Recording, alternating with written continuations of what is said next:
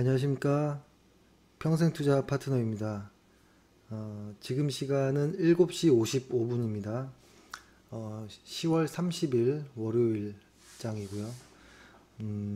오늘은 방송을 지금 8시 가까이 돼서 방송이 시작을 하는데요. 오늘 고민이 너무 많았습니다. 오늘 지금의 시장이 사람들마다는 어떻게 받아들일지 모르겠습니다. 지금 보유하고 있는 종목들이 상승을 하고 있기 때문에 뭐 기쁠 수도 있고 뭐 좋을 수도 있는데 어, 저의 입장은 지금 시장이 상당히 어렵고 혼란스러운 장입니다. 그래서 오늘 방송을 도저히 하기가 힘들겠더라고요. 그 이유는 이렇게 한번 말씀드려 볼게요. 어떤 뭐라고 할까요? 훈수자 그리고 직접적인 어떤 선수. 그러니까 이거를 제가 써드린 이유가 뭐냐면 오늘은 방송하기에 앞서서 요거 먼저 말씀드리는데 훈수자이냐 선수이냐에 따라서 그쵸? 어떤 뭐 코치라고도 할 수 있겠죠. 그러니까 저희는 저 같은 경우에는 이쪽에 해당하거든요. 그러니까 이쪽에 해당하는 경우에는 보통 어떤 증권 전문가라든지 어떤 뭐 애널리스트라든지 그죠? 어떤 주식 방송이라든지 뭐 어떤 이런 것들이죠. 그러니까 직업적으로 종목이나 어떤 업종에 대한 어떤 견해, 음, 종목이나 어떤 업종에 대한 견해나 추천을 직업적으로 계속 하는 사람. 그렇죠?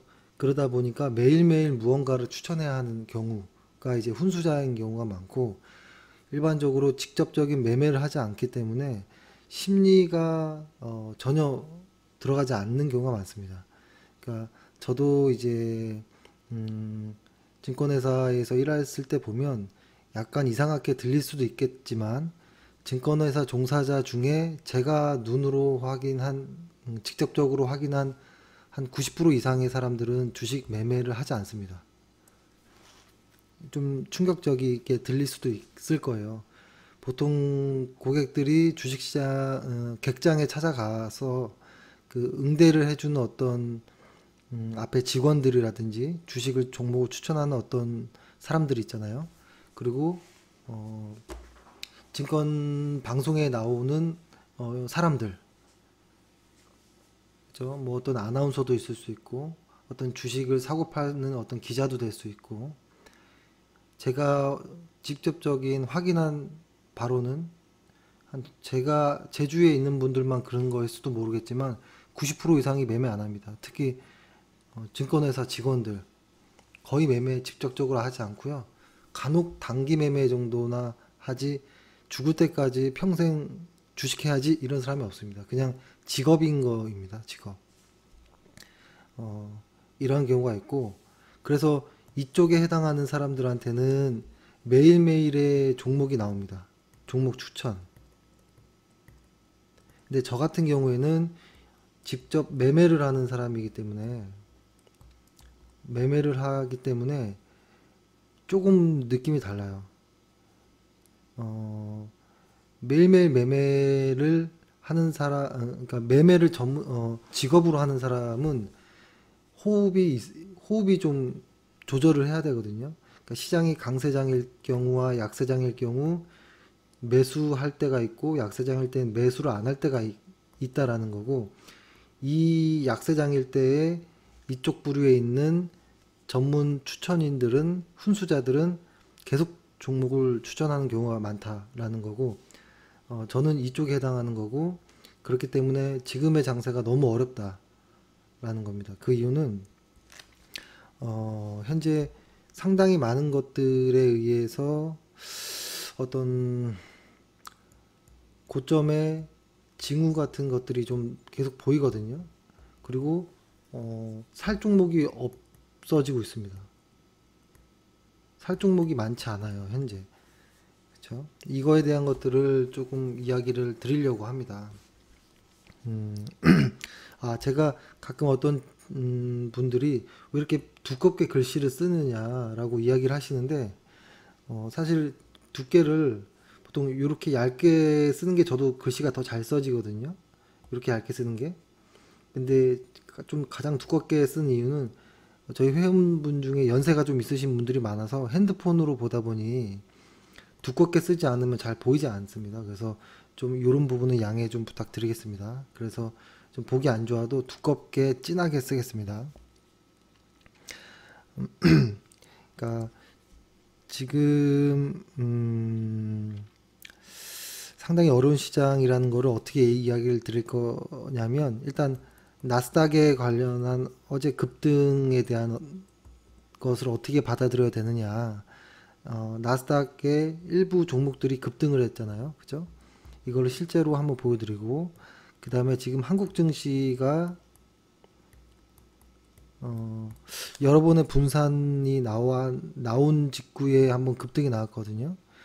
이걸 또 어떻게 받아들여야 될 것인지, 그리고 가장 중요한 거는 어떤 매도 원칙 혹은 매도 어떤 징후를 포착하는 것들의 이야기를 좀 드려서 지금 이런 원칙에 해당하는 매도할 종목들이 뭐가 있는지를 어떤 실사례를 통해 한번 이야기를 좀 드리려고 합니다. 자, 상당히 지금 그러니까 실제로 저같이 현역에서 트레이딩을 하는 입장에서 너무 힘듭니다. 정말 어렵고, 그러니까 저의 그냥 어떤, 그러니까 저도 고객, 그러니까 아까 낮에 저희한테 이제 회원 가입하셨던 분이 제가 여쭤봤거든요. 우리는 돈을 내고 서비스를 이용하는 유료 회사다. 유료 회사다라고 말씀드리고, 이런 유료 회사에 굳이 왜 돈까지 내면서 추천 이렇게 가입을 했냐라고 좀 여쭤봤거든요. 여쭤봤을 때 그분의 이야기가 뭐였냐면 혼자 하는 거에 대한 어떤 두려움이 있었다고 하더라고요. 혼자 하는 것에 대한 어떤 두려움. 저는 이거 충분히 이해합니다. 공감하고. 저도 역시 혼자 하는 거에 대한 어떤 두렵고 외로움 이런 것들이 상당히 많거든요. 왜냐면 제가 주식할 때는 그 주식을 웬만하면 누군가에게 어떤 누군가들이 전망하는 어떤 이야기들을 안 들으려고 해요. 그걸 들으면 너무 헷갈려져요. 근데 개인 투자자분들은 반대일 거예요. 너무 많은 정보들이 있다 보니 추천은 해주는데 매도 이야기를 안 해주는 경우가 많다 보니 잘 잡은 것 같은데 항상 손해보고 파네 이런 경우도 많을 거고, 너무 많은 종목들에서 오는 어떤 선택 장애들도 있을 거고, 그래서 어떤 외로움, 두려움 뭐 이런 것들을 충분히 이해합니다. 근데 저 같은 경우에는 이럴 경우에 저는 어떻게 하냐면 일단은 어떤 대원칙이 있겠죠. 큰 원칙을 하나 정해놓죠. 정해놓고 특히 이제 두 가지 케이스가 있습니다. 기본적 분석을 할 때는, 그리고 어떤 차트로 기술적 분석을 할 때 두 가지가 있는데요. 어떤 대원칙은 가장 중요하겠죠. 이 원칙에 맞는 종목들을 계속 찾고 보고 연구하는 과정에 특히 어떤 기술적 분석, 기본적 분석, 그러니까 기업의 내재 가치를 확인하는 이런 때는 저는 웬만하면 블루스 음악을 듣던지 클래식을 좀 틀어놓습니다. 클래식을, 혹은 어떤 소음을 좀 틀어놓고 그냥 멍한 상태에 비슷하게 어떤 좀 계속 집중할 수 있는 어떤 좀 환경을 만듭니다. 왜냐면 계속 뉴스나 어떤 방송을 틀어놓으면 아무것도 되지 않거든요. 그래서 이런 방법을 쓰고, 차트를 할 때는, 근데 기본적 분석을 할 때 왜 블루스나 클래식 이런 걸 듣냐면 좀 생각을 해야 되거든요. 들으면서도 생각을 할 수 있어야 되기 때문에 이런 음악을 틀어놓고, 차트 분석을 할 때는 생각할 필요가 없거든요.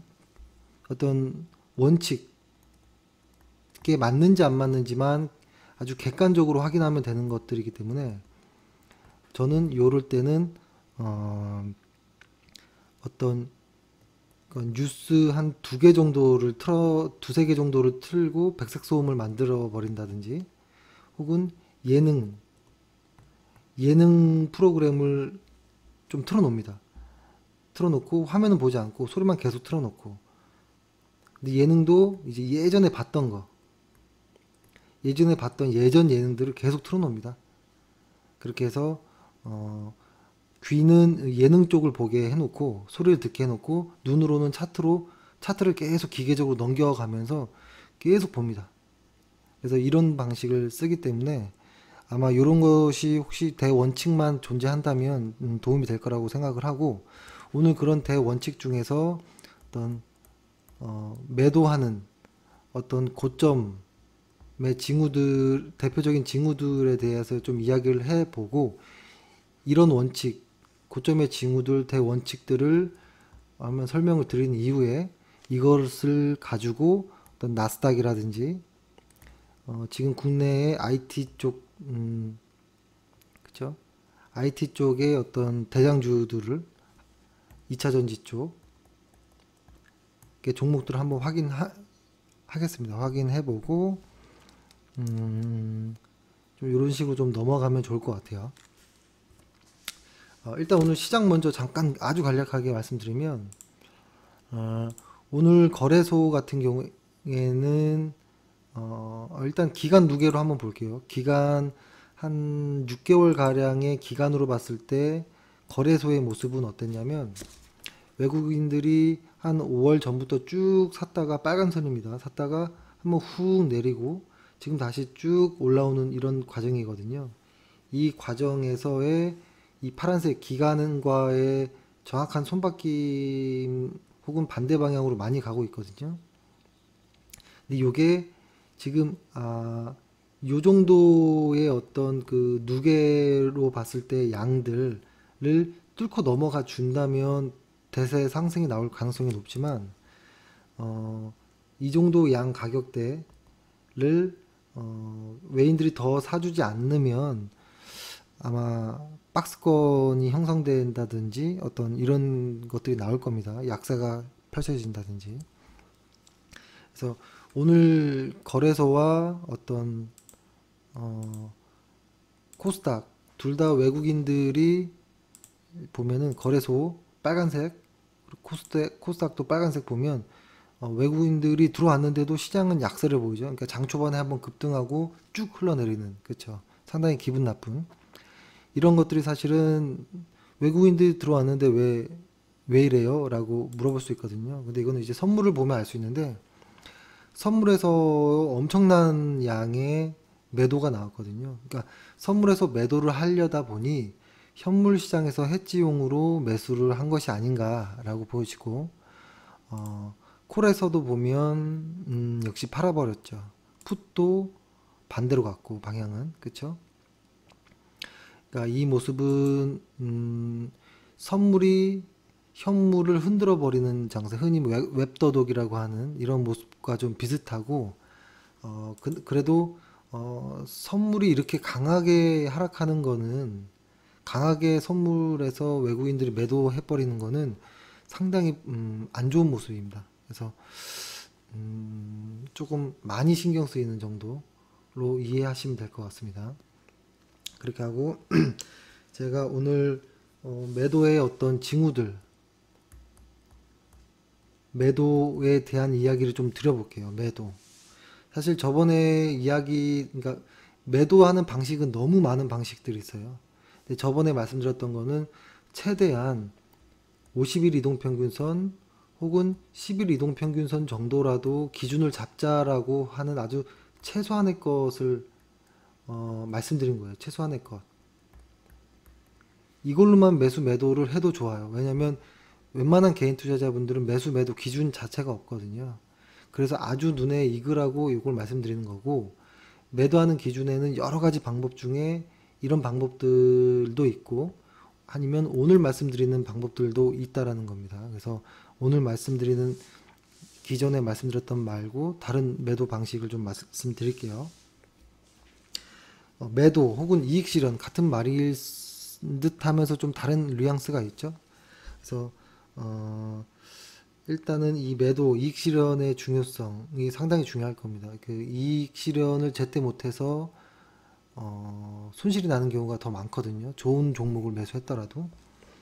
그래서 주식 격언 먼저 하나 말씀드리면 황소와 아주 지겹게 듣는 말들 있죠. 황소와 불곰 그리고 어떤 돼지 이렇게 얘기를 하죠. 황소 같은 경우는 강세 투자자를 의미합니다. 강세 투자자. 그리고 불곰 같은 경우에는 약세 투자자를 의미하는 거고 돼지는 탐욕스러운 투자자를 의미하는 건데 보통 이런 말이 있습니다. 보통 그러니까 주식시장에서는 황소도 돈을 벌고 불곰도 돈을 벌지만 돼지는 도살장으로 끌려간다라는 말이 있거든요. 그러니까 저는 요거를 어떻게 받아들이냐면 그냥 무조건적인 어떤 투기 매매를 하자, 투기 매매 하지 말자 뭐 이런 의미도 있지만 종목을 만약에 이 종목을 땅 사자마자 종목이 이렇게 올라간다라고 했을 때 여기서 매수한다라고 했을 때 어느 정도까지 갔을 때 이익 실현을 하고 나와야 된다는 거거든요. 끊어주고. 근데 그 이익 실현을 못하고 계속 가버려서 흘러내리는 때까지 버티는 투자자를 저는 탐욕스러운 투자자가 아니냐라는 생각을 합니다. 그러니까 매도하고 나서 더 오를 수도 있는 거예요. 그거에 대해 자책할 필요도 없고, 그렇죠? 하지만 보통 끝까지 가서 이 고점에서 매도하려고 하는 경향이 있거든요.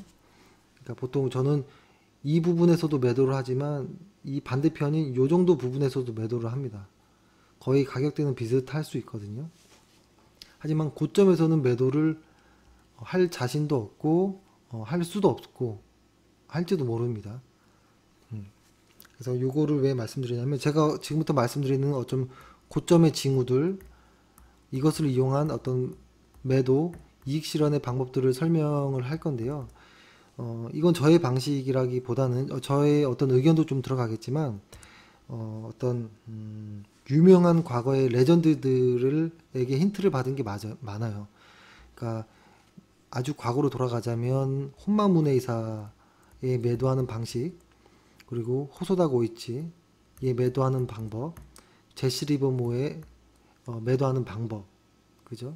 그리고 니콜라스 다비스에 매도하는 방법, 그리고 버나드 바크루의 매도하는 방법, 그 윌리엄 오닐의 매도하는 방법들이 좀 섞인 것들이 많아요. 섞인 것들이 많고 근데 지나고 나 보니까 이 사람들, 이 레전드들이 다 같은 말을 하고 있다라는 거예요. 같은 곳에서 매도하자라고 이야기를 하는 거였어요.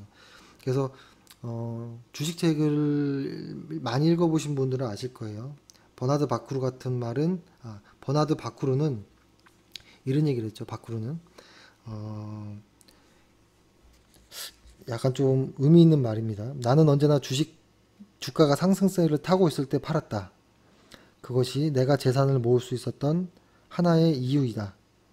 사실 많은 경우 계속 보유했더라면 더 많이 벌었을 것이다. 하지만 그렇게 했다면 주가가 폭락했을 때 빠져나오지 못한 채 붙잡혀 있었을 것이다. 뭐 이런 얘기로 상당히 유명한데요. 버나드 바크루는 주식시장에서 정말 막대한 부를 쌓았던 사람이고요. 그리고 세계적인 은행가인 어떤 네이선 로스차일드도 비슷한 말을 했습니다.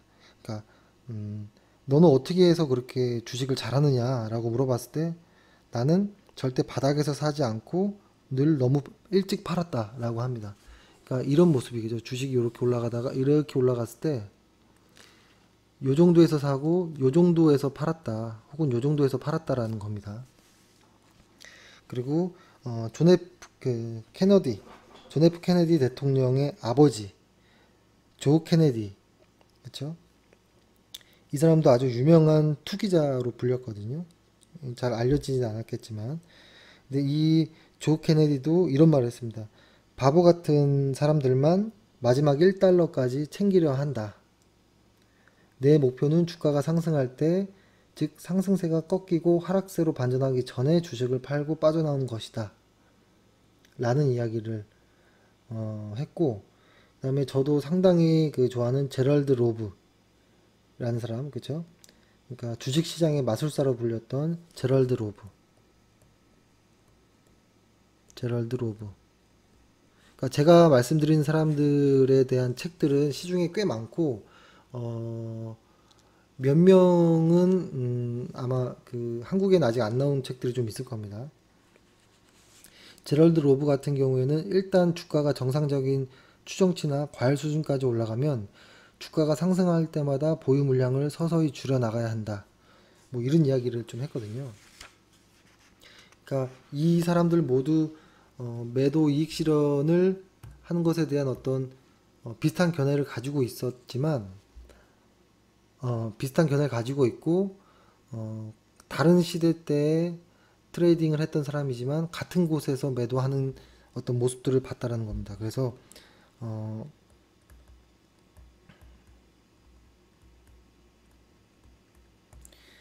차트 전문가인 잭 드레이퓨스라는 이 사람도 역시 상당한 사람이지만 아마 국내에는 책은 없을 걸로 알고 있고, 그죠? 이 사람의 어떤 종목들을 분석해 본 결과, 그죠? 보통 이런 사람들, 그리고 어떤 제시 리버모어들, 리콜라스 다비스 이런 사람들을 방법을 윌리엄 모닐이라는 사람이 어떤 결과치로 어떤 통계를 냈고 이것들을 닥터 K라는 사람이 더 정확하게 더 많은 데이터로 통계를 낸 것들을 기초 삼아서 오늘부터는 지금 좀 말씀드리려고 좀 하는 겁니다. 하는 거고,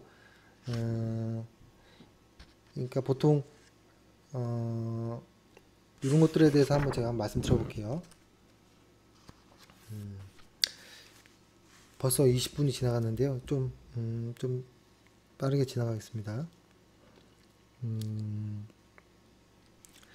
보통 주식을 할 때 매도가 언제 이익 실현을 언제 할 것이냐는 제가 좀 많이 말씀드렸는데, 이익 실현의 대원칙을 먼저 말씀드리면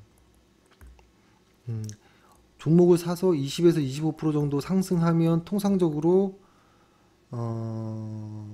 그러니까 이 20에서 25%라는 거는 제대로 된 타이밍에 종목을 정확하게 딱 매수했다면, 일반적으로 좋은 종목을 매수했다면 이 정도의 가격이 오른다라는 겁니다.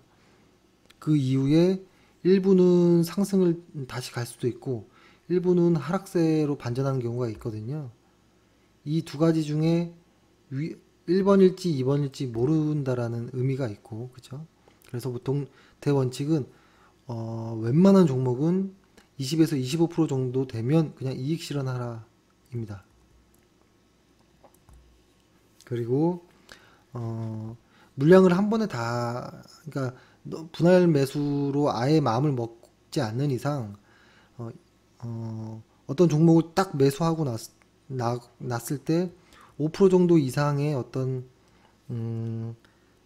주가가 매수 가격보다 이상 오르면 추가로 매수를 하지 않는다를 또 원칙으로 잡아야 되는 것도 있고, 하지만 아주 중요한 것도 있습니다. 예외. 이거는 제가 한번 그 전에도 말씀드렸던 거가 있는데, 뭐냐면 20%를 상승했을 때 두 가지 경우가 있는데요. 보통 뭐 한 2에서 3주 혹은 1에서 3주 만에 20%가 확 올라 버렸으면 무조건 8주 정도는 이상 보유해야 됩니다. 8주. 최근에 저희가 보였던 셀트리온이 그런 종목이라고 보여지는 거고, 그 다음에 2에서 3주 정도 됐을 때 8주 정도는 그냥 보유하자. 그러니까 첫 번째이고, 그 이후에 한 6개월 정도 추가로 보유할 종목인지 8주 이후부터 다시 고민을 해보는 과정이에요. 그러니까 웬만한 종목들은 20%에서 25% 정도 되면 이익 실현하고 그거를 반드시 지켜야 됩니다. 이익을 보전해야 되는 게 가장 첫 번째고, 하지만 너무 빨리 최단 시간에 오른 거는 강력한 무언가다라는 것이기 때문에 8주 정도는 추가 보유를 하자라는 거고, 8주 정도가 지나가는 시점에서 이 종목을 추가로 매수 시점했던 시간 대비해서 6개월 정도까지도 더 보유가 가능한 종목인지 그때 확인하자라는 겁니다. 그래서 저희가 사실은 셀트리온을 매수하고 6개월 정도를 보유하려고 하였으나, 보유하고 나서 2, 3주 만에 20%가 훨씬 넘는 주가 상승을 보였고, 그렇죠? 그래서 8주 가까이를 보유하다가 8주가 되기 전에 일단은 매도를 했습니다. 이것들이 사실은 아주 강력한 이익 실현을 하는 방식이라는 겁니다. 그리고 또 하나는 분할 매수가 아닌 물량을 전체 다 실었다라고 하면 상승하는 과정에서도, 그렇죠? 무조건 내 가장 큰 일단은 내가 매수했던 가격보다 마이너스 8% 정도가 하락하면 무조건 매도하는 거는 당연한 겁니다. 매도. 이렇게 올라가는 거는 그 다음 이야기입니다. 매수하고 자리를 잡고 올라가기 전까지 마이너스 8%까지가 헤쳐지면 무조건 매도하는 겁니다. 매도. 어떤 무엇과도 상관없습니다. 그렇죠? 근데 분할 매수일 경우에는 다르겠죠. 20%를 한 번에 매수해 버리는 경우랑 5%씩 5%씩 5%씩 5%씩 매수하는 거랑은 마이너스 수익률이 다르겠죠. 그래서 이게 상당한 것이고, 그리고 요거에 대한 이제 좀 디테일한 것들을 한번 말씀을 드려볼게요. 지금 말씀드린 어떤 대원칙이 있고, 지금부터 말씀드릴 거는 어떤 기술적인 매도 신호들을 말씀드릴게요. 일단은 좀 여러 가지를 말씀드리면서 국내 시장, 나스닥 이렇게 한번 확인을 해 보겠습니다. 보통 일반적으로 개인 투자자들을 비교해 볼게요. 근데 사실 이 안에는 전문가도 저는 포함된다라고 봅니다. 그렇죠? 전문가들 또한 개인이기 때문에, 그리고 이 안에 기관 투자자까지도 저는 다 사실 웬만큼 다 포함된다라고 봅니다. 보통 개인 투자자가 아닌 전문가나 어떤 기관 투자자들 같은 경우에는 매수를 할 때 과거와 다르게 최근에는 차트를 보고 매수하는 경우도 많지만, 그래도 아직까지는 어떤 밸류에이션을 계산을 해서 보고를 하고 승낙을 받고 매수를 하는 경우가 많거든요. 그러다 보면은 어떤 매출액이라든지 어떤 순이익률이라든지 자기 자본 이익률이라든지 어떤 펀더멘털의 어떤 펀더멘털에 의지해서 매수를 합니다. 매수할 때는. 그렇죠?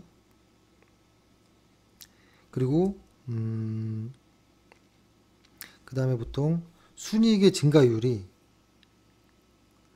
그러니까 이런 식의 펀더멘털로 접근을 해서 보통 순이익 증가율이 뭐 100% 이상씩 증가하는 이런 것들이 있거든요. 증가율이. 그리고 그러한 어떤 모습의 애널리스트들이 어떤 성장세가 좋다, 혹은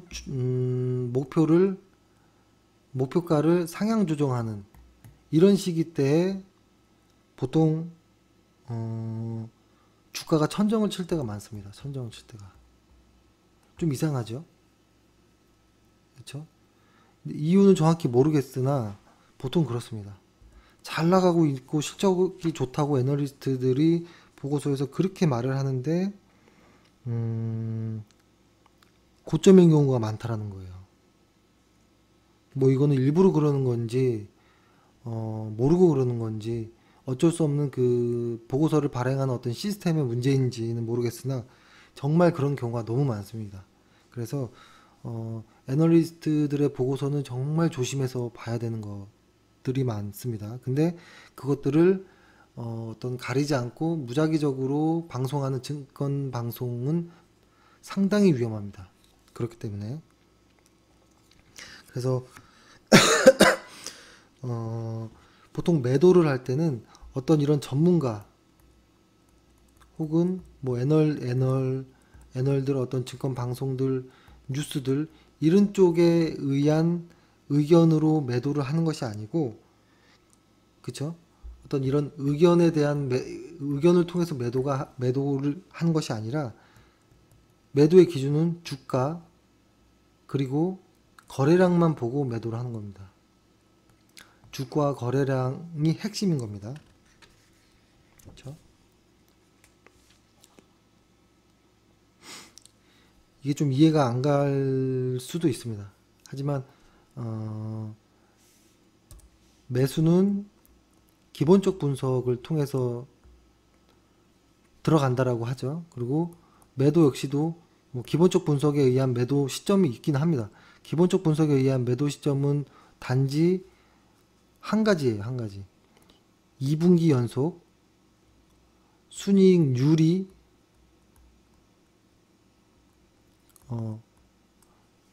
하락할 때를 빼고는 이 매도의 기준이 기본적 분석에 의한 거는 단 하나. 2분기 연속 순이익률이 하락할 때. 이러면 보통 ROE가 꺾이거든요. 그렇죠? 그러니까 이런 거를 뺀 나머지는 다 기술적 분석에 포함이 돼요. 그래서 매수도 기본적 분석으로 하지만 사실 플러스 기술적 분석에 비중을 넣어야 되고 그 비중은 매수할 때는 6대 4 정도의 비율로 들어가지만 매도는 요 정도를 뺀 나머지 95%는 기술적 분석에 의한 매도를 해야 된다. 입니다. 기술적 분석에 의한 그 안에서 가장 중요한 지표는 주가 그 자체와 거래량입니다. 어떤 애널리스트의 리포트가 아니란 겁니다. 애널리스트의 리포트는 오히려 반대로 갈 때가 많습니다. 그리고 여기서부터 좀 디테일한 것들을 말씀드리면 1번 첫 번째 일단 한번 들어보세요. 들어보시거나 혹은 잘 한번 메모해 보세요. 일단은 하루의 상승폭이 최대를 기록했다. 하루 상승폭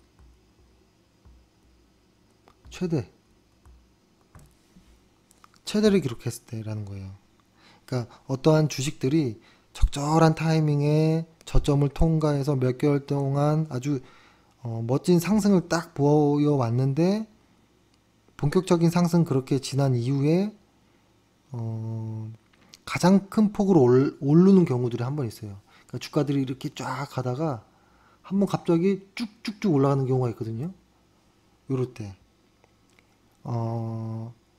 보통 이런 경우 주가가 그러니까 천정에 접근했을 때 마지막 클라이막스가 이런 식으로 나올 때가 많습니다. 그리고 두 번째는 아까는 하루 상승폭이잖아요. 지금은 하루의 거래량. 하루 거래량이 최대를 기록했을 때. 보통 천장을 치는 날의 거래량은 그러니까 보통 본격적으로 상승하는 이건 제가 한번 바로 예를 들어 볼까요?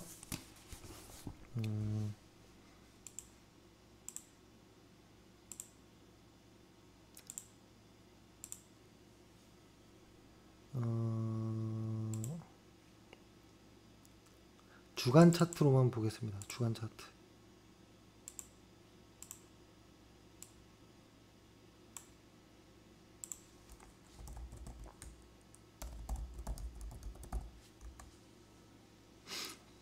주간 차트에서는 반드시 거래량을 확인해 줘야 됩니다. 그러니까 보통 삼성전자 같은 경우에 그렇죠? 삼성전자와 같은 경우에 지금 요때를 잘 기억해 보세요. 요때. 이게 뭐냐면 천정을 치는 거래량은 본격적인 상승 이후에 최대를 기록할 수 있어요.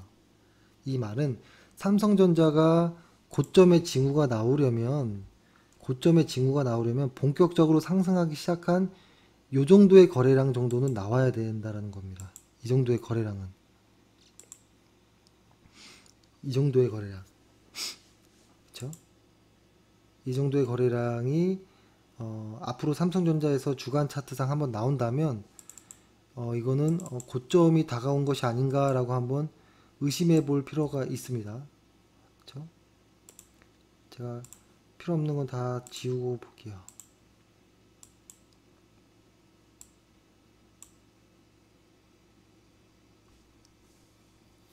요때거든요, 요때. 요때가 아주 의미 있게 거래량이 확 뛴 날이죠. 요때를 한번 볼게요. 요때.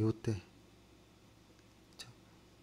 이게 100만 주가 넘었던, 그쵸? 그래서 삼성전자가 100만 주 정도의 거래량이 나오면 저는 그때부터가 고점이 될 가능성이 매우 높다라고 봅니다. 100만 주. 근데 아직까지는 그런 거래량이 나오지 않았어요. 삼성전자가. 그쵸? 이런 것이 있고, 소진갭이 발생했을 경우에, 소진갭이라고 하는 거는 뭐 잘 아실 거예요. 보통 어떤 주가가 보통 뭐 이렇게 횡보하던 주가가 갭들이 한 번씩 나오기 시작하죠. 중간에 이런 식으로 중간에 갭들이 나오는 경우가 있거든요. 그리고 요 마지막 갭에서 이 마지막 갭의 이 공간을 채우고 하락하는 경우가 매도하는 경우도 있지만 이 마지막 요거를 확인하는 요때가 보통 주가의 천정일 경우가 많다라는 겁니다. 이 종목은 상당히 많습니다. 소진갭은 정말 많이 나오는 것들이 많아요. 그쵸? 그래서 요거는 이따가 한번 여러 가지의 모습들을 한번 보여드릴게요. 소진갭. 보통 이걸 아일랜드 갭이라고도 하고 뭐 섬골 반전형이라고도 말하고 이 밑에는 일반 갭, 뭐 극진 갭, 뭐 이런 여러 가지 단어가 있는데요. 그건 중요하지 않고 이 위쪽에서를 말씀드리는 겁니다. 그리고 이거는 뭐 다들 많이 아실 거예요. 보통 주간 차트상 2에서 3주간 일간 차트로 보면은 뭐 한 열흘 가까이 되는 거겠죠. 10일 정도 이상 동안에 아주 빠르게 상승하던 어떤 종목들, 특히 한 열흘 정도 안에 한 7개에서 한 8개 이상의 어떤 양봉들만 나왔을 때 이거는 거의 극에 달았다라는 의미거든요. 이럴 때를 보통 클라이막스라고 합니다. 클라이막스로 어떤 천정을 치는 이런 모습들의 종목들이 많아요. 그렇죠? 그래서 이런 것들이 상당하게 좀 의미 있게 봐야 되고, 그 다음에 매물 출회가 되는 경우, 매물 출회. 이건 어떤 거냐면 주가의 어떤 상당 기간, 그러니까 주가가 쫙 올랐던 것들이 추가적인 상승 없이 대량 거래만 나올 때를 말하는 거예요. 이런 것들도 상당히 많습니다. 고점 징후 중에 아주 상당히 많은 것들. 추가적인 상승에 주가의 상승은 없는데 거래량만 대량으로 실리는 경우들이 많아요. 그리고 주식을 뭐 분할한다든지 이런 것들도 있을 수 있고, 또 하나는 연속해서 하락일 수가 많아질 때, 보통 그래서 뭐 이렇게 주가가 이렇게 간다라고 했을 때 보통, 그리고 빠질 때는 이렇게 될 때, 예를 들어서 뭐 한 5번 오르고 5번 오르고 2번 내리면서 이렇게 왔던 종목들, 그죠? 이렇게 하면 안 되겠네요. 5번 오르고 2번 빠지고, 뭐 3, 4번 오르고 1~2번 빠지고 이렇게 올랐던 주식이 하락할 때는 3, 4번 내리고 1~2번 오르고 3, 4번 내리고 1~2번 오르고로 숫자들이 달라지는 게 있어요. 하락이 더 많아질 때가 있어요. 이런 경우도 의심해 봐야 된다 라는 겁니다. 그리고 어떤 상승 추세선의 이탈, 이거는 어떤 상승 추세선의 밴드 상하단을 다 말씀드릴 수도 있어요. 예를 들어서 어떤 보통 추세선 각도선을 긋 때 이렇게 많이 긋죠. 주가가 이렇게 올라간다면 이 저점들을 연결을 하죠. 이렇게, 그쵸? 연결을 해서 이 연결한 선과 수평되게 하나 더 긋는 거예요. 그러면 이것을 채널이라고 얘기를 하거든요. 상승 채널이다, 그쵸? 라고 얘기를 하는데, 주가들이 이렇게 오를 때 이 상승하는 이 추세선을 깨고 내려올 때도 1차적인 거가 될 수도 있지만, 이것도 아래로 이탈하는 경우죠. 근데 반대로 상승으로 이탈할 때가 있어요. 예를 들어서 이 여기에 어떤 채널선들을 돌파해버리는, 이것도 위로 이탈하는 거잖아요. 그죠? 이때도 어떤 고점의 징후로 보여질 때가 많다라는 거예요. 그러니까 이거는 거래량 혹은 주가 둘 중에 하나이겠지만 이것들이 이상해지는 경우죠. 그렇죠? 그러니까 보통 이것들은 놓치는 경우가 많은데, 추세선을 밑으로 깰 때도 이탈이지만 위로 깰 때도 이탈이란 겁니다. 이것도 상당히 많이 나오는 모습 중에 하나고, 이거는 아주 많이 나오는 거죠. 그렇죠? 그리고 또 하나, 지금 저희가 핵심 가장 중요하게 보는 선이 200일 이평선, 지금 밑에 검은색, 그리고 이 위에 빨간색은 50일 이동평균선이잖아요. 그렇죠? 근데 이 200일 이평선보다 주가가 한 70에서 한 80% 이상, 혹은 뭐 80에서 이게 그냥 70에서 한 100% 정도까지 이상 올라가 버리면, 이격이 벌어져 버리면 단기 조정이나 어떤 것들이 많이 나옵니다. 그래서 이런 것 보통 200일 이평선 대비해서 얼마 정도 올라가 있는지도 상당히 중요하게 좀 관심 있게 봐야 되는 부분 중에 하나입니다. 그렇죠?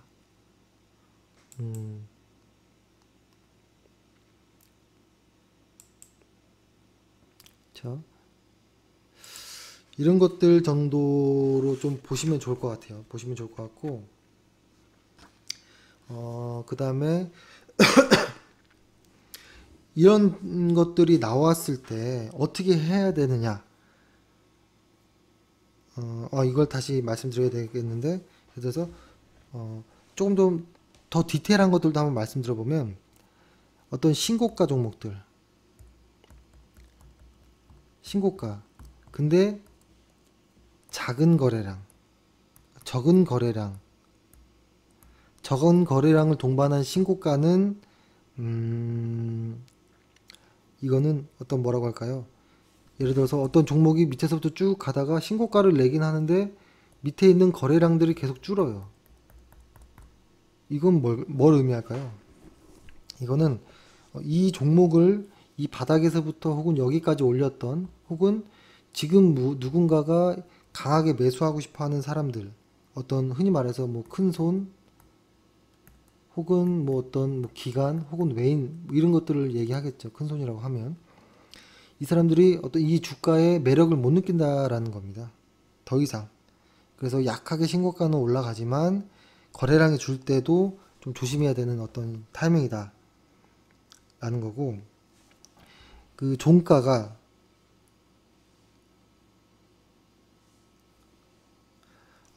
뭐라고 할까요? 그 종가가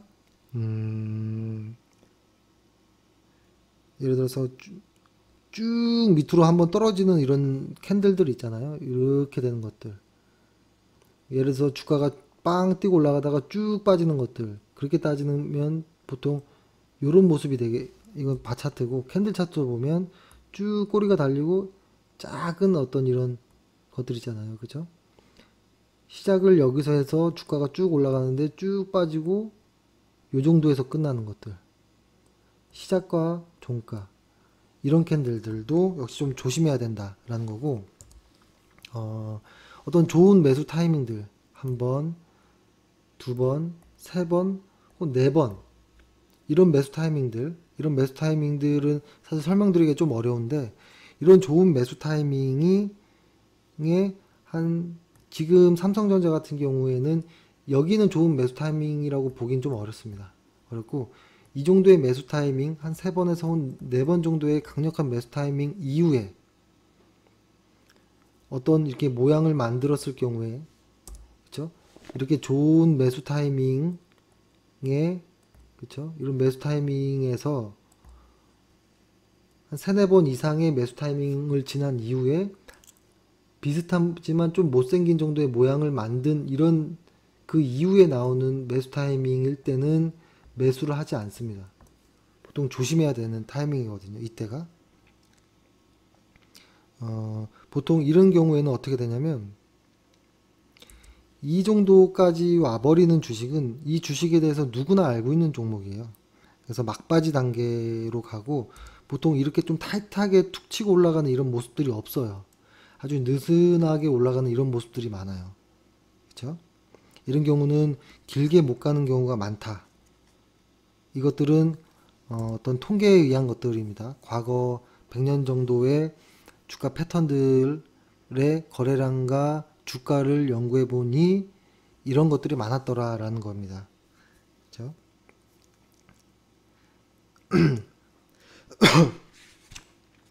그래서 여러 가지들이 좀 많죠. 그렇죠? 그래서 이런 것들을 이게 사실 좀 어려울 거예요. 그렇죠? 그리고 저희가 매도 시점으로 알려드리는 것 중에 10주 이평선, 그러니까 50일 이동평균선 이거 정도를 깨버리면 이것도 역시 무조건적인 어떤 매도 그 대신에 거래량도 좀 동반해야 됩니다. 그래서 요 정도까지만 어떤 이익 실현 매도하는 어떤 원칙들을 좀 잡아 놓으면 상당히 도움이 될 겁니다. 그래서 이런 것들에 대한 어떤 시장으로서 한번 봐볼게요. 그럼 현재 이러한 시장의 모습들이 저는 주간 차트로 보겠습니다. 이러한 시장의 모습들이 지금 어디의 종목에서 나오고 있는지를 좀 볼게요. 일단은 주간 차트, 일간 차트와 주간 차트를 한번 다 같이 보는 게 좋긴 한데 일단 요거를 좀 볼게요. 예를 들어서 일단은 국내 차트 보기 전에 나스닥을 한번 볼게요. 나스닥 해외 차트. 해외 차트를 볼게요. 해외 나스닥의 시가총액대로 한번 쭉 열거된 겁니다. 이거 지금 옆에 지금 여기가 주간 차트, 이쪽 일간 차트예요. 주간 차트, 일간 차트입니다. 여기서 보면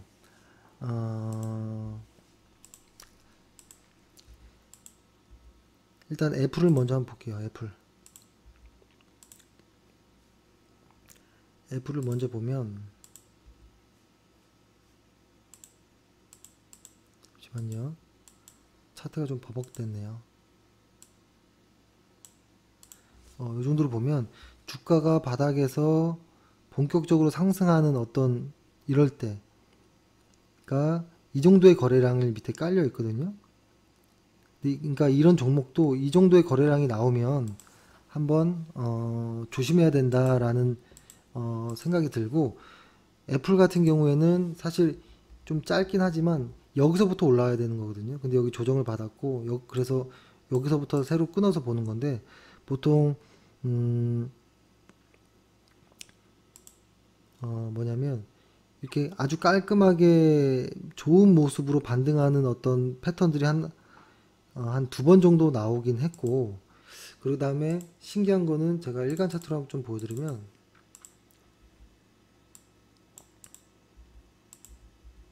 일간 차트로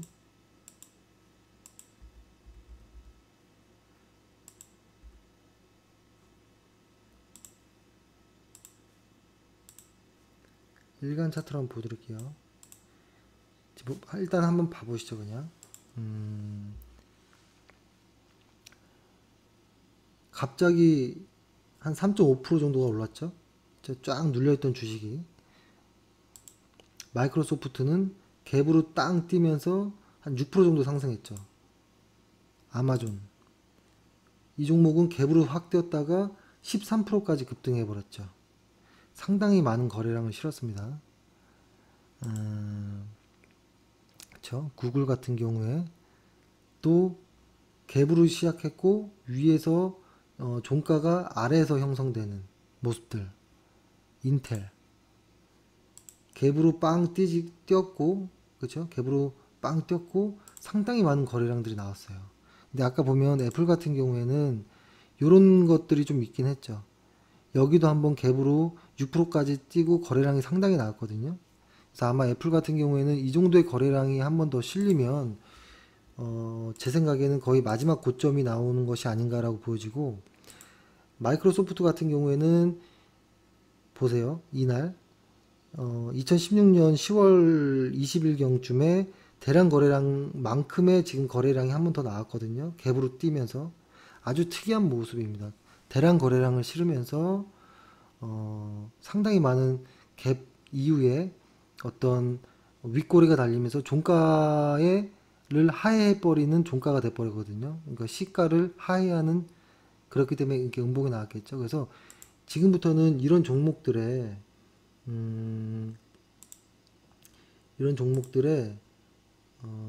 예를 들어서 이런 갭자리들 있죠.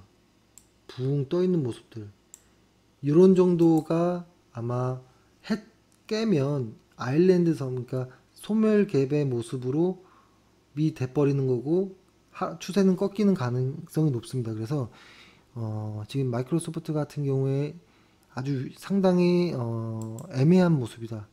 여기를 깨지 않고 올라간다면 아까 어떤 이런 애플처럼 딱 갭으로 뛰고 나서 올라가는, 근데 사실 이런 모습은 좀 달라요. 이건 어떻게 좀 다르냐면,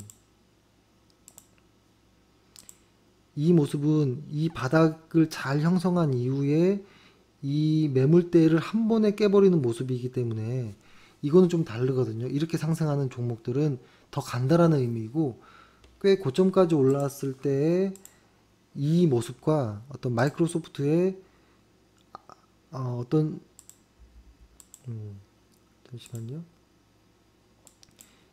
이거 역시도 여기도 그죠. 여기도 갭이 살짝 떴는데 이 어떤 매물대를 한 번에 해소하고 가버리는 모습이었고, 지금의 갭자리는 이제 클라이막스 갭자리가 로 좀 보이는 거예요. 클라이막스의 갭자리로 좀 보인다 라고 좀 느껴지고, 다시 아마존 한번 보면 아마존은 약간 좀 다른 모습은 좀 보여요. 아마존 같은 경우에는 이것도 역시 여기에서 보면 갭으로 땅 뛰어버렸죠. 뛰고 나서 그러니까 바닥을 다지고 있다가 이 앞전 거래 매물대들을 한 번에 갭으로 뛰고 쭉 와버렸는데, 여기서 다시 한번 갭이 나왔거든요. 대량 거래량을 실으면서 이건 좀 경계해야 된다. 소멸 갭의 가능성이 높다. 페이스북은 다행히 좀 붙어서 떠서, 그렇죠? 좀 붙어서 떠서 그나마 좀 낮지만, 이것도 역시 거래량이 좀 많이 뜨긴 했거든요. 그래도 아주 상당한, 아주 심한 거래량은 아니었기 때문에 구글 한번 볼게요. 구글도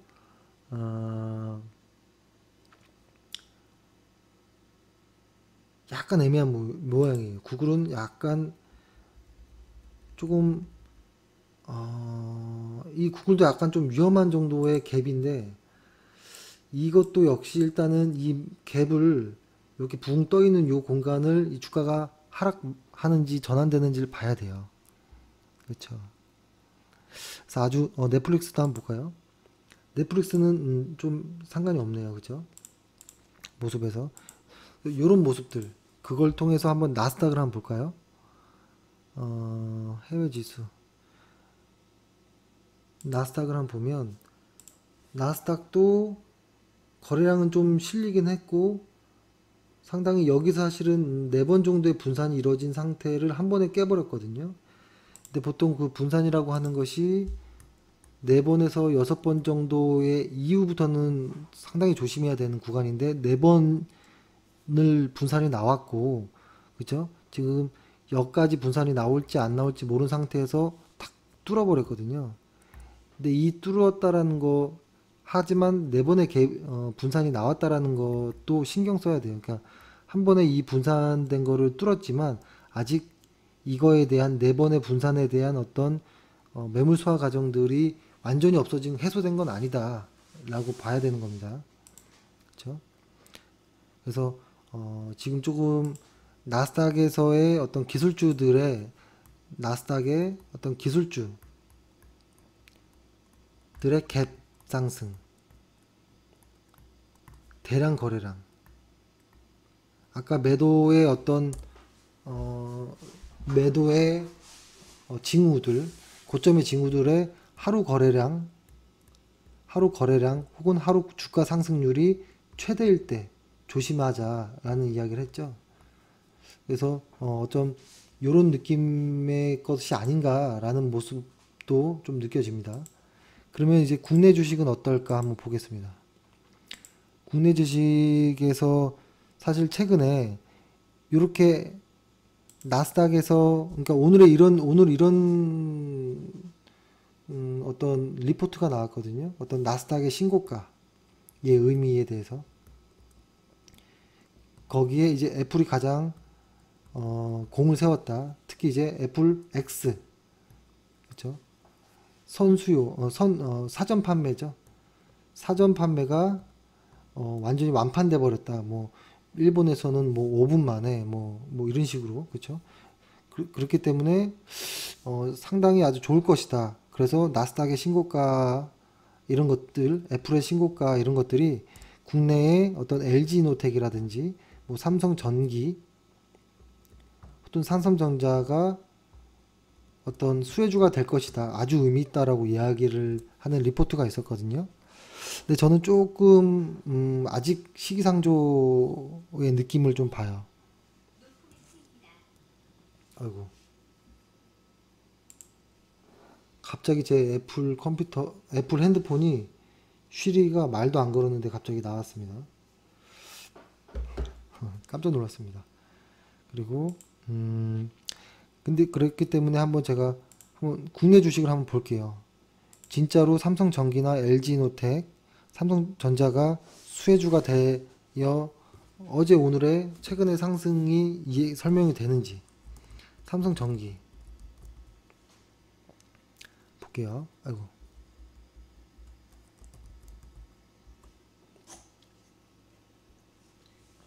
일단 삼성전기를 주간 차트로 볼게요.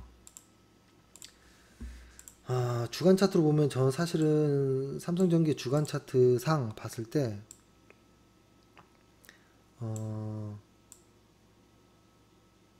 사실 여기를 저는 1차적인 어떤 고점이라고 봤어요. 여기 대량 거래량이 실렸죠, 이날.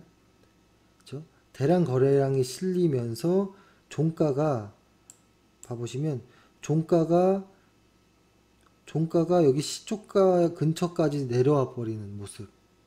그리고 이 50주 이동 평균선을 강한 거래량을 동반하면서 매도하는 모습. 그렇죠?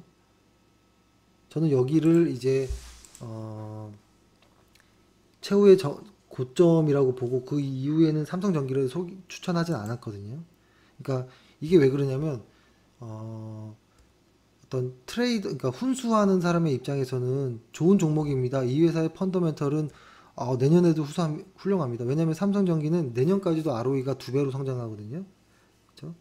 그렇기 때문에 빠지든 말든 계속 추천할 수 있습니다. 하지만 진짜 트레이딩 하는 입장에서는 이 이후에는 이 고점이 해소되는 데까지 확인하고 들어가야 되거든요, 보통. 이걸 한번 설명을 해볼게요. 어떤 의미냐면, 제가 아까 추세선을 그을 때, 이 저점들을 연결하는 것들을 한번 그어본다라고 했잖아요. 그러니까 대충 그어볼게요. 이런 선들을 이렇게 그어서, 걷고, 여기 이 추세선을 여기서 한번 깼죠. 그 앞전에 이 채널선, 이거와 수평된 선을 하나 더 거보는 거예요. 여기를 이탈해 버렸죠. 그러니까 여기도 고점의 징후가 나왔고 여기는 최소한 늦어도 매도를 해야 되는 시점이다 라고 좀 보여지는 거고, 그럼 그 다음에 나오는 요 상승은 뭐냐.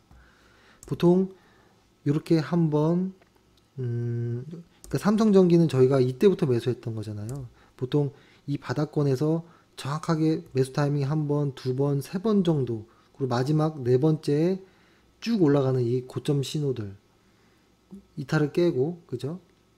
여기 클라이막스가 나왔죠. 그리고 반등을 하는데 너무 느슨하게 반등하는 모습들, 그쵸?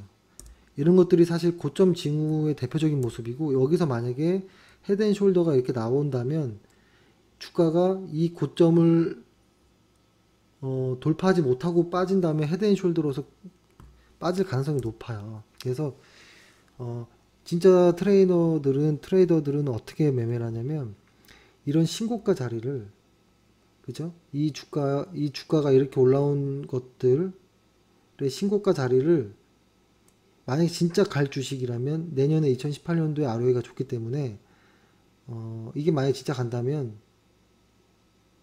이렇게 가겠죠?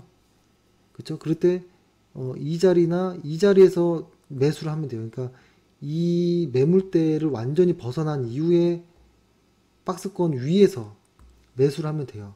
근데 그것이 아니고 쭉 올라온 주식이 빠질 가능성이 높거든요.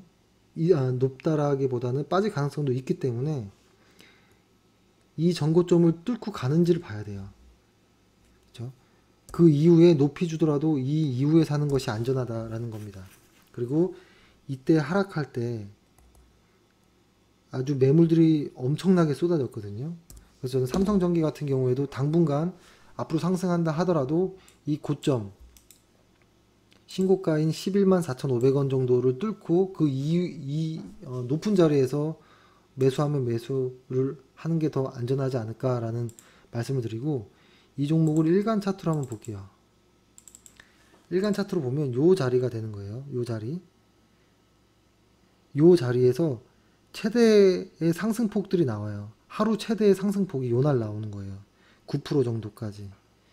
이게 보통 고점 징후 아까 말씀드렸죠. 최대 상승폭, 주가 상승폭이 최대치일 때, 이때가 저는 고점이 아닌가라는 생각을 했고, 이때 요날 이거 좀 확대해 볼게요. 이렇게 이날 거래량을 실으면서 50일 이동평균선 10주 이평선을 깨버렸죠. 이건 완전히 매도하는 날입니다. 그렇죠? 그리고 여기에서 보면 갭으로 상승했죠. 땅 갭으로 상승하는 이 갭 상승 자리, 이 자리를 여기 이 자리를 깨고 나가는 순간, 요 자리를 깨고 나가는 요 순간 요거는 이제 소멸갭이 되어버렸다라고 하고 이제 추세가 꺾이는 것이 아닌가라고 하는 겁니다. 그래서 오늘 의미 있는 거래량을 동반하면서 아주 매수하고 싶어지는 어떤 날이거든요. 50일 이동평균선, 60일 이동평균선을 한 번에 돌파하는, 하지만 조심해야 된다 라는 생각이 듭니다. 이거에 대한 가장 비슷한 예를 제가 한번 들어볼게요. 주간 차트로 디오라는 종목을 한번 보겠습니다. 제가 왜 이거를 말씀드리냐면, 이 디오라는 종목이 상당히 어떤 FM적인 어떤 종목이에요. 요때 고점의 징후 추세선을 한번 그어보면 이런 추세선들을 보통 3개 정도는 그어야 돼요. 2개 정도로는 추세선이 약해요. 이런 추세선들과 이어지는 어떤 채널선을 한번 쭉 긋는 과정에서 이탈되는 모습이 나왔죠. 그리고 여기도 이탈되는 모습이 나오고, 그쵸? 여기서 고점의 징후를 한번 확인했다라고 하면 보여지고, 그 다음에 여기 모습과 비슷하죠. 지금 삼성전기 여기랑 비슷하지 않아요? 지금 요 모습과, 그쵸? 요 모습과 삼성전기가 요 모습과 비슷할 거예요. 제가 한번 이거를 한번 만들어 볼게요.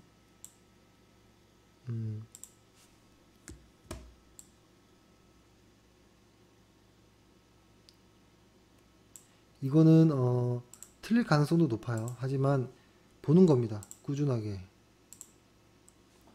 아이고, 이 종목이 같으면 안 되는데.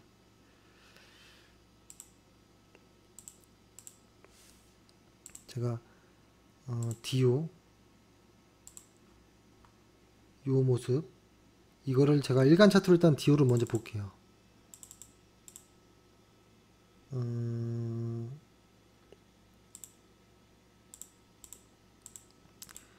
디오의 요때 모습을 한번 볼게요. 디오의 요 모습 조금 더 확대, 조금 더 확대. 요까지만 일단 확대해서 한번 보면, 요기대를 보면 이때 모습, 이때를 보통 마지막 클라이막스라고 합니다. 2, 3주 동안 한 10일 이상 계속난 양봉을 띄면서 주가와 거래량이 최대 상승폭으로 왔을 때, 그리고 이날 그 다음날 거래량을 동반한 종가가 시가 정도를 하회하는 날, 이날이 최고의 어떤 매수의 징후가 딱 나왔던 날이라고 보여지는 날이에요. 그리고 시간이 지나서 약세를 갔다가 다시 한번 상승을 해버리는 날, 그죠? 거래량도 실리고, 그죠? 거래량도 실렸고 아주 사고 싶어지는, 이때가 저도 기억나는데 18% 종가상 18% 올라갔던 날이거든요. 그러면서 올라갔지만 또 깨버렸었거든요. 이 모습과 삼성전기의 모습을 한번 볼게요. 한번 맞춰볼게요. 한번. 그러니까 차트상 이거 차트가 무슨 소용이냐라고 할 수도 있어요. 하지만 매물이 소화되는 과정은 비슷한 경우가 많습니다. 아이고.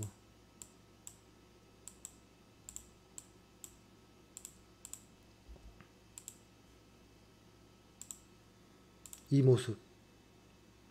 현재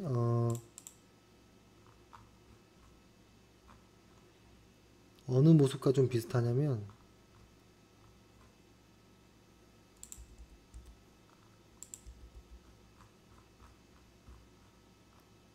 저는 한 요 정도의 느낌과 좀 비슷한 느낌을 받아요.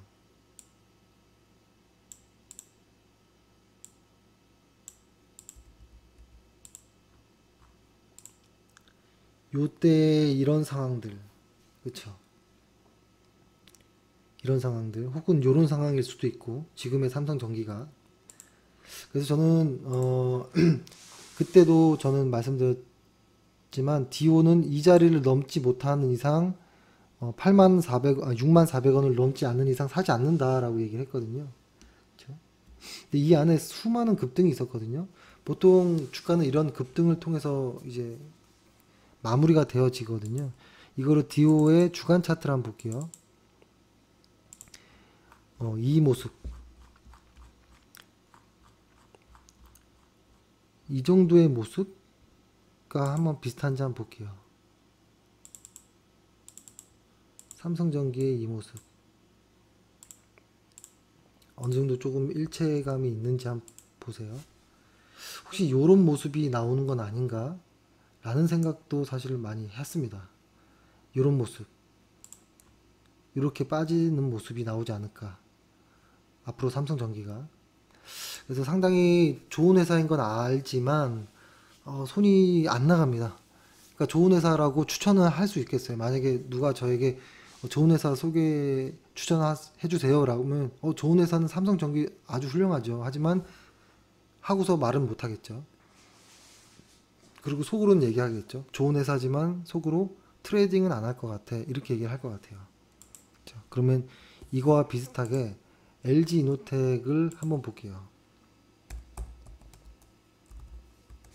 오늘 LG 이노텍 또 약간의 어떤 고점의 징후들이 자꾸 나와요. 그렇죠? LG 이노텍은 약간 삼성전기보다는 좀 덜 하지만 아주 기분이 나쁩니다. 그리고 LG 이노텍 같은 경우는 여기 갭이 이렇게 떴거든요. 여기 이렇게, 요거를 전 일간 차트로 바꿔드릴게요. 보기 쉽게.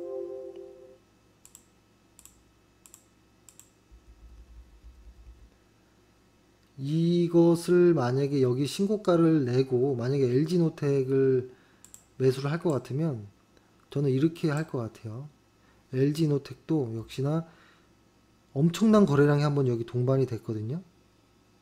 이 거래량이 이 거래량을 보면 이 바닥에서 나왔던 이 거래량 있죠. 이때보다 이상 가는 최고의 거래량이 나왔다라는 거예요. 이게 가능할까요? 상식적으로 한번 생각해 보는 거예요. 몇 년 동안 하락하던 LG노텍이 드디어 바닥을 돌파하는 이런 시기가 나왔거든요. 확대해서 보면 이때예요. 정확하게 거래량이 돌파되는 시기가 그렇죠? 이때면 1월 25일이네요. 그죠? 이때를 돌파를 아주 강한 거래량을 실으면서 나왔죠. 거의 100만 주 가까이 되는 거래량으로 100만 주 좀 못 미치는 거래량으로 살짝 갭을 띄면서 쭉 왔는데 쭉 오고 나서 마지막 거래량이 한번 꽝 실렸어요. 그러니까 그러니까 최고의 거래량, 바닥을 다지는 이때를 통한 바닥을 시작을 알리는 이때 거래량보다 더 큰 거래량 한 번 나왔다라는 거는 이거는 고점의 징후가 나왔다라고 보여지고, 만약에 이것이 고점이 아닌 새로운 시작이 되려면 이렇게 가야 돼요. 주가가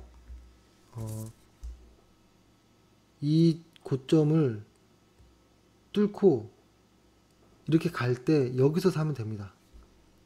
왜냐면 지금은 어떤 헤드앤숄더로 빠질 가능성도 있기 때문에 그렇습니다. 그렇죠? 그래서 LG노텍 상당히 무서운 자리다. 트레이딩 하는 트레이더의 입장에서는 상당히 위험하고 무서운 자리다 라고 좀 느껴지고, 제가 이거를 이제 몇 개 종목을 좀 빨리 넘기면서 시간이 이렇게 됐는지 몰랐네요. 녹화하다 보니까 좀 말씀드릴게요. 그 다음에 제가 조금 무서워하는 BH도 그래요. BH 어때요? 이제 거의 눈에 익어지죠. 요때가 클라이막스가 나왔죠.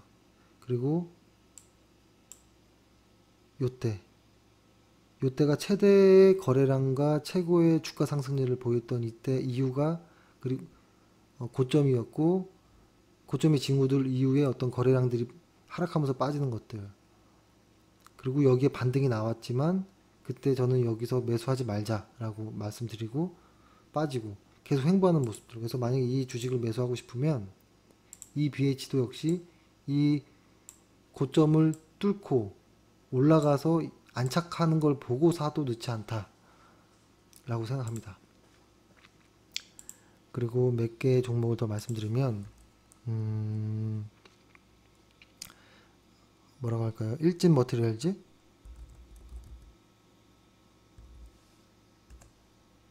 그렇죠. 일진 머티리얼즈도 이때가 고점이었습니다. 혹은 이때 혹은 이때네요. 이때. 그렇죠.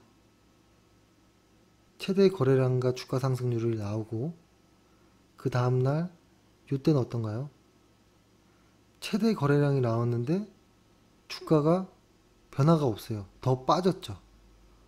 이때는 좀 눈치를 챘어야 되는 정도의 시기가 아니었을까 해서 이때 매도를 했어야 되는데, 저 역시도 주간 차트상의 어떤 것들로 인해 좀 늦춰졌고 이때 매도를 하게 됐거든요. 좀 늦었습니다. 이 종목의 매수 타이밍은. 후성. 지금 생각나는 거대로 불러드립니다. 이거 역시도 아주 많은 주가 상승률과 거래량, 그 이후에 갭을 깨고 나오는 모습들. 그쵸? 여기서 매도 혹은 반등할 때 매도. 요 자리. 그쵸? 이런 종목들이 좀 지금 눈에 많이 보인다는 겁니다. 그리고 코스모학.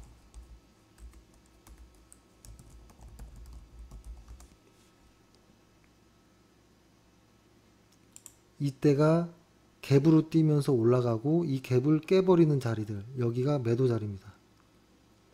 이때 보면 최고의 거래량이 실렸어요. 그렇죠? 그리고 꼬리가 길게 달렸고, 사실 여기 잘 안 보이겠지만 꼬리도 길게 달리고, 그렇죠? 이런 것들이 이제 주가의 고점들의 징후들이에요. 이거를 사실은 주간 차트 상으로도 눈에 가장 잘 보이거든요. 그렇죠? 그러니까 이런 것들을 매매할 때는 일단 이익 실현하고 나오는 것이 가장 좋습니다. 그리고 아주 나중에 완전히 바닥이 잘 다져졌을 때 이런 식으로 그때 다시 들어가는 것이 좋습니다.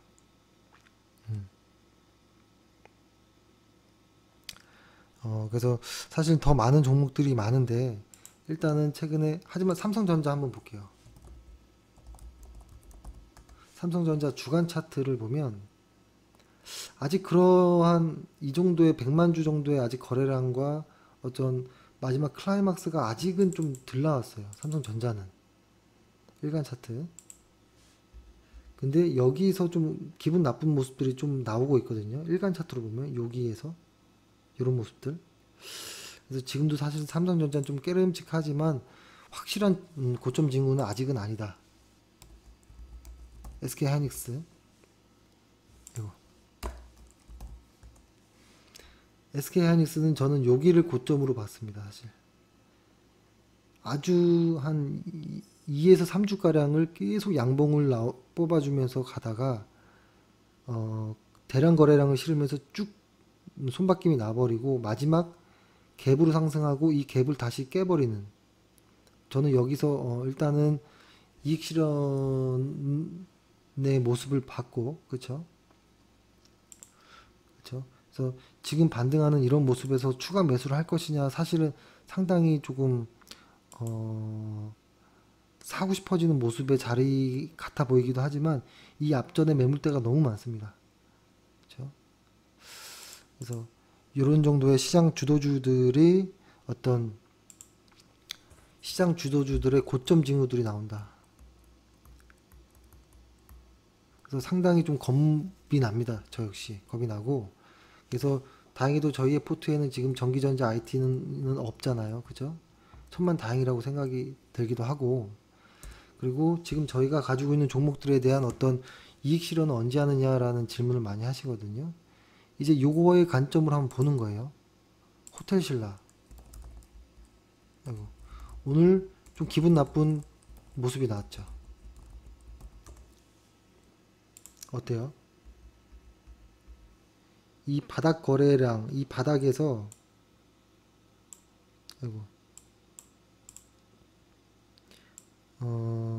바닥에서 어떤 강한 어떤 상승이 나왔던 어떤 강한 거래량들만큼의 좀 꽤 높은 거래량이 나왔거든요. 호텔신라가. 그러니까 이제 저희는 뭐 두 번 정도의 추가 매수밖에 못 했는 상황에서 너무 오늘 높은 상승이 나오니 상당히 기분이 나쁩니다. 근데 이것을 봐야 돼요. 이제부터 이 호텔신라는 이 갭자리를 메꾸지 않고 간다면 끝까지 가고요. 이 갭자리를 해치고 내려올 때는 매도를 하려고 마음을 먹고 있습니다. 그리고 오늘 아주 많은 거래량이 나왔기 때문에 어떤 고점의 징후가 나온 것이 아닌가라는 생각을 합니다. 그리고 지금 파라다이스. 일단은 호텔신라를 주간 차트로도 한번 볼게요. 주간 차트상 호텔신라. 근데 주간 차트상 호텔신라가 사실 바닥에서 이제 시작하는 모습도 좀 나오거든요. 주간 차트로 보면 아직은 이게 고점인가라고 할 정도도 아닌 모습이에요. 아직 사실 바닥에서 보면. 그래서 일단은 호텔신라 이 갭자리가 얼마냐면 한 72,000원 정도를 깨지 않으면 좀 계속 가보려고 하는 마음이 있고, 파라다이스도 최근에 좀 높은 상승을 내고 있죠. 내고 있고, 사실 너무 짧은 시간에 급등을 해버렸어요.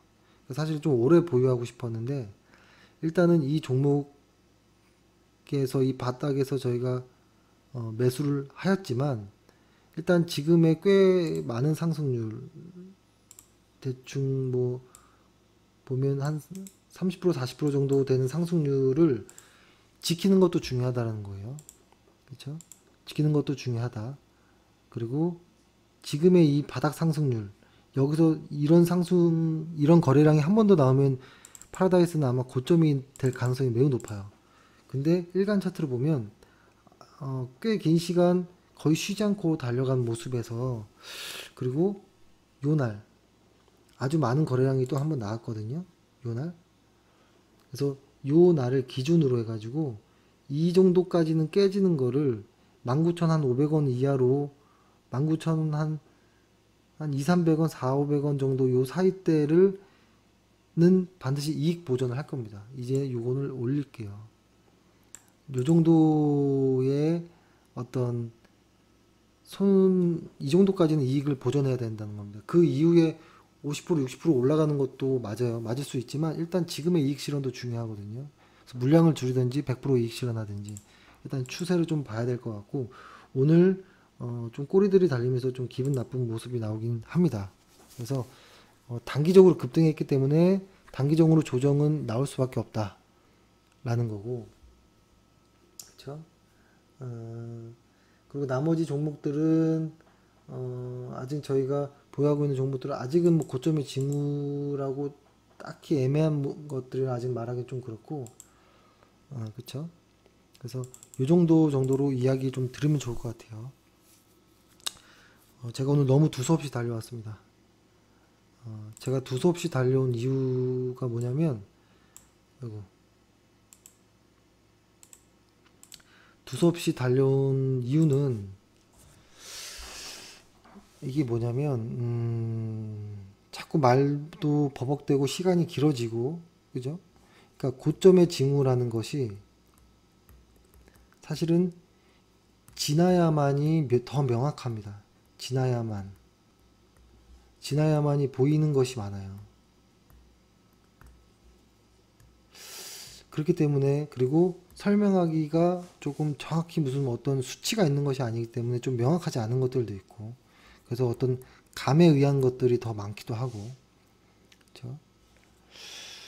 그래서 지금은 나스닥의 어떤 반등이 메꿔지지 않게끔 확인하는 과정, 메꿔지는지 확인하는 과정, 그거에 따른 지금 주도주들, 삼성전기, LG노텍들도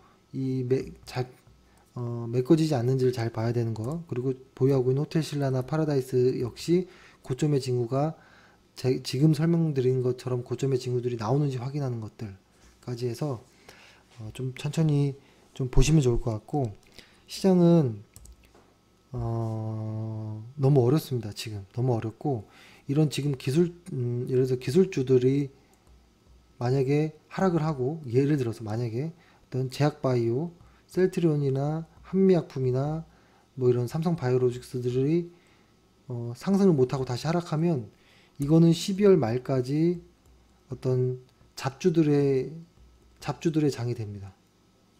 실적과 무관한 차트만 가지고 가는 것들, 상당히 어려운 시장이 되는 거고, 약세 시장이 되는 거고, 매수를 자제해야 되는 구간이 되는 거거든요. 그래서 요거 잘 봐야 됩니다. 나스닥, 그리고 국내의 IT, 제약의 주도주들을 말하는 거예요. 어떤 신약 개발주들이 아닌, 이것들이 가면 가는 거고, 이것들이 안 가면 제약 바이오, 어떤 신약 관련한 어떤 성장성, 어떤 기대감만 있는 종목들, 그렇죠? 그리고 소외주들, 혹은 자산주들, 혹은 방어주들, 혹은 게임주들이 갈 가능성이 높아요. 그래서 요것들의 지금 경계선에 와 있다라고 보여지는 겁니다. 그리고 지금 코스피 같은 경우에는 거래대금으로 하면 분산이 6차례 이루어졌고, 거래량으로 따지면 3차례 분산이 이루어졌거든요. 상당히 이거 역시도 신경 쓰이는 모습이고, 그 다음에 코스닥 역시도 지금 반등을 했지만 그 반등이 안착하는지를 확인해야 된다. 그래서 지금 상당히 복잡한 시장이라서 조심해야 되고, 이익 보전해야 되는, 이익 보전이 더 우선이다. 이익 실현하고 주가가 추가적으로 더 상승해도 괜찮다. 자책할 필요 없다. 이익이 보전이 중요하고, 10% 이상 올라간 주식들부터는 이익을 무조건 해놔야 된다라는 거예요. 그래서 6개월 정도, 그러니까 저의 목표거든요. 저는 6개월 정도의 계좌가 20% 정도까지 상승시키는 게 목표인 거고, 이것을 1년으로 따지면 두 차례, 약 복리로 44% 정도 수익을 내는 게 저는 개인적인 저의 목표예요. 그쵸? 저는 개인적으로 이런 목표를 가지고 있고, 이거를 더 능가할 때도 있고, 안 될 때도 있지만, 목표는 기대 수익은 잡아 놓은 겁니다. 저의 기대 수익은 6개월에 계좌 20% 상승. 종목 20%가 아니고 계좌가 20%의 상승입니다. 그래서 두 번의 회전을 가져서 한 44% 정도 계좌가 상승하는 것을 목표로 하고 저는 매매를 하고, 나중에 그거에 대한 절반은 저금합니다. 저 역시도 저축합니다. 약세 시장에서 매매하지 않고. 그래서 이런 것들을 원칙으로 하고 있기 때문에, 개인적으로 이런 원칙들이 난 마음에 안 든다 라고 하면 저한테 연락을 주시면 포트폴리오를 뭐 조금 더 자세하게 한번 좀 설명을 드릴 수도 있고, 그리고 회원들 분 중에서 혼자 하는 게 두렵고 힘들다라고 하면 저희 회사에 문의를 해주세요. 한 5분에서 한 10명 정도만 모이면 주말을 이용해서 오프라인에서 제가 한번 조금 과외를 좀 더 실제로 만나서 해드릴 의향이 있습니다. 최소한 한 10명 정도 되면 하는 게 좋겠죠? 그래서 이 정도의 인원이 있으면 그럴 용익이 또 있습니다. 그래서 제가 오늘은 너무 말도 안 되게 시장을 오래 말씀드렸는데요. 아직까지는 저 역시도 시장을 잘 모르겠고, 고점의 징후인지 아닌지 지나봐야 되는 것들이 많고 하기 때문에 좀 길어졌습니다. 오늘 만약에 이 방송을 듣는 분이 끝까지 듣는 분이 있다면 아마 굉장한 분이라고 생각합니다. 저 역시도 힘든데 이 졸린 방송을 끝까지 들어주셔서 일단 너무 감사드리고, 궁금하신 거나 제 의견에 동의하지 않으시는 분들은 언제든 저한테 충고해 주시고 의견 주시기 바랍니다. 오늘 너무 감사합니다. 내일 또 뵙겠습니다. 수고하셨습니다.